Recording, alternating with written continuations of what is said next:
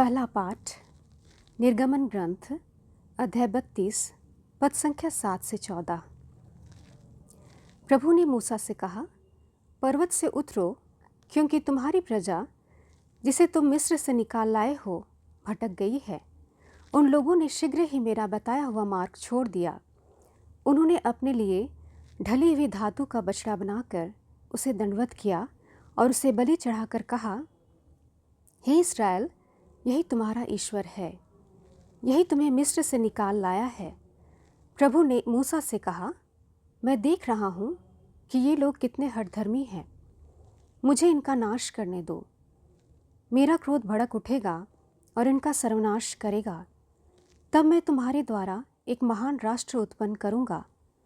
मूसा ने अपने प्रभु ईश्वर का क्रोध शांत करने के उद्देश्य से कहा, हे प्रभु, यह तेरी प्रजा है जिसे तू सामर्थ्य तथा भुजबल से मिस्र से निकाल लाया है।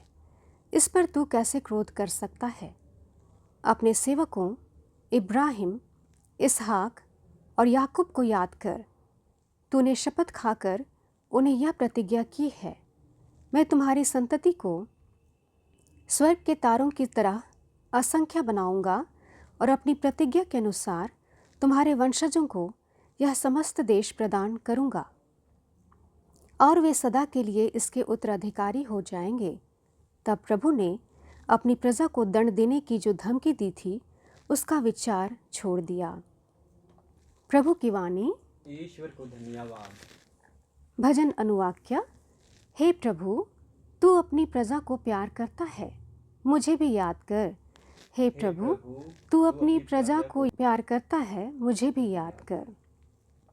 उन्होंने होरेब में एक बछड़ा बनाया, उन्होंने एक प्रतिमा की आराधना की।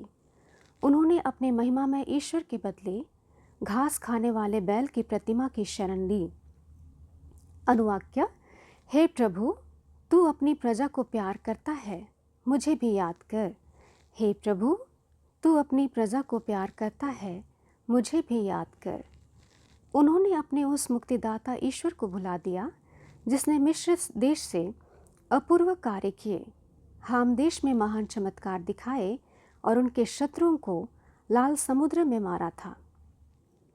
अनुवाक्य। हे प्रभु, तू अपनी प्रजा को प्यार करता है, मुझे भी याद कर। हे प्रभु, तू अपनी प्रजा को प्यार करता है, मुझे भी याद कर। वह उनका सर्वनाश करने की सोच रहा था, किंतु उसका कृपा पात्र मूसा बीच में आया। मूसा ने उनके लिए प्रार्थना की और ईश्वर ने उन पर से अपना क्रोध हटा लिया। अनुवाक्य। हे प्रभु, तू अपनी प्रजा को प्यार करता है, मुझे भी याद कर। हे प्रभु, तू अपनी प्रजा को प्यार करता है, मुझे भी याद कर।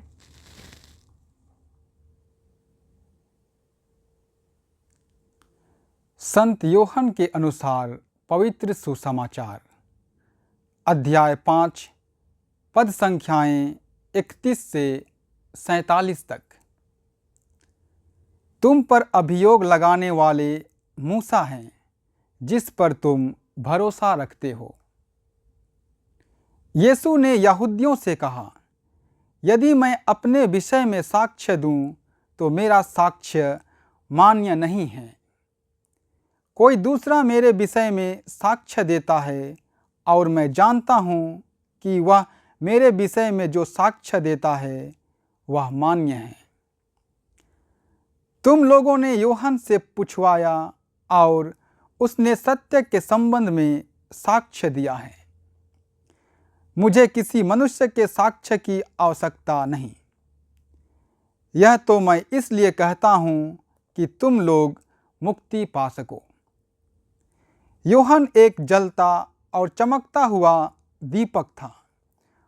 उसकी ज्योति में थोड़ी देर तक आनंद मनाना तुम लोगों को अच्छा लगा, परंतु मुझे जो साक्ष्य प्राप्त है वह यूहन्ना के साक्ष्य से भी महान है।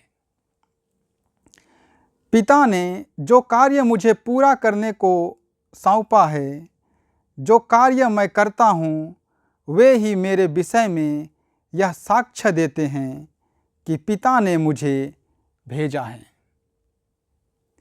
पिता ने भी, जिसने मुझे भेजा है, मेरे विषय में साक्ष्य दिया है।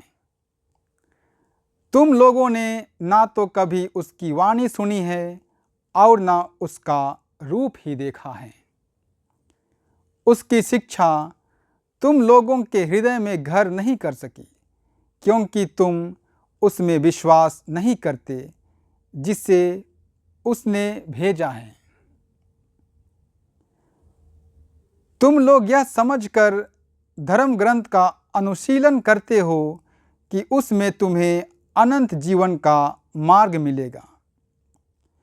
वही धर्म ग्रंथ मेरे विषय में साक्ष्य देता है। फिर तुम लोग जीवन प्राप्त करने के लिए मेरे पास आना नहीं चाहते। मैं मनुष्यों की ओर से सम्मान नहीं चाहता। मैं तुम लोगों के विषय में जानता हूँ कि तुम ईश्वर से प्रेम नहीं रखते। मैं अपने पिता के नाम पर आया हूँ, फिर भी तुम लोग मुझे स्वीकार नहीं करते। यदि कोई अपने ही नाम पर आए तो तुम लोग उसको स्वीकार करोगे। तुम लोग एक दूसरे से सम्मान चाहते हो और वह सम्मान नहीं चाहते जो एकमात्र ईश्वर की ओर से आता है। तो तुम लोग कैसे विश्वास कर सकते हो? यह ना समझो कि मैं पिता के सामने तुम लोगों पर अभियोग लगाऊंगा। तुम पर अभियोग लगाने वाले तो मूसा हैं, जिन पर तुम भरोसा रखते हो। यदि तुम लोग मूसा पर विश्वास करते तो मुझ पर भी विश्वास करते, क्योंकि उन्होंने मेरे विषय में लिखा है। यदि तुम लोग उनके लेखों पर विश्वास नहीं करते तो मेरी शिक्षा पर कैसे विश्वास करोगे? प्रभु का सुसमाचार। हे ख्रिस्त, तेरी स्तुति हो।